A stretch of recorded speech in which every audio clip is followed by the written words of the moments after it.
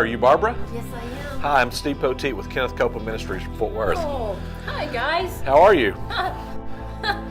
Right now, I'm ready to break down again. Are you? Did you guys get some damage?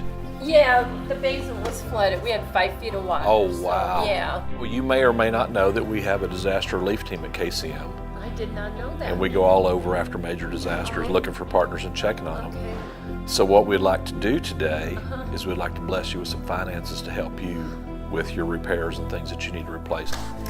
I have to tell you, I partner with a lot of ministries, but as soon as I started partnering with this ministry, I could feel a physical, spiritual difference from partnering with you guys.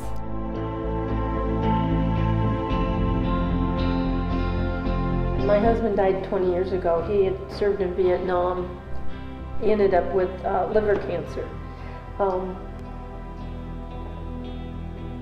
And finished raising your own 2 daughters, and that this really means a lot to me, and I don't have words to tell you, but please tell them thank you. Sure will. We sure will. Here, give me a hug. Thank you so much for just this means love.